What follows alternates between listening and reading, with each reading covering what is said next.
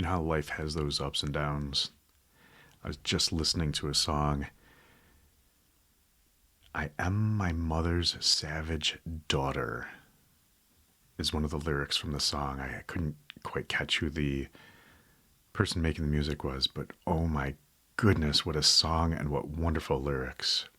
Another one that came on right after that, I'm going to destroy the name, so I apologize. Kiela Settle and the Greatest Showman Ensemble, This Is Me. And I know that I deserve your love. There's nothing I'm not worthy of. Really changes how you feel. And have you noticed that when you feel differently, you take on conflict differently? So someone was discussing conflict with me in my office, and they said they should teach this in schools. Yeah. I thought to myself, schools are struggling with the basics right now. They're not going to devote the time to this. That's what inspired me to do this. Sure, I have a bias against memorizing facts that I can look up on my phone versus learning and mastering skills that I will use every day of my life. This seems so obvious that this should be taught in homes and schools, but they're not doing it. All right, I have no control over their policies. I'm motivated. I want to teach it. I want to expose people to it and keep reinforcing it. So what can I do? What I can do is this. I can keep posting these. I can encourage the mindset as well as the skills needed to successfully deal with conflict. I do need your feedback, though, to make sure that what I do is tailored to you. I'm going to keep presenting the skills, and please let me know if there's anything I can do to make it more relevant. I will change how I'm doing when I get feedback. I've got a bunch more, and what I can do is I can keep adapting, keep tailoring it. That's my contribution to making the world we live in safer, emotionally, physically. Until then, let's all work on our own inner conflict.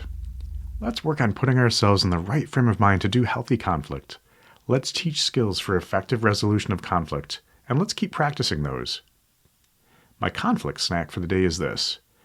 I challenge you to master talker and listener, which means taking turns.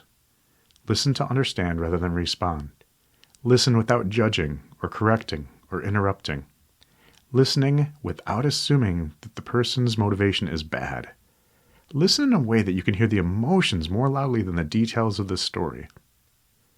As the talker, talk in a way that's not abusive or aggressive, belligerent, hostile, threatening. Talk in 3 to 4 sentences at a time so the listener can take it in.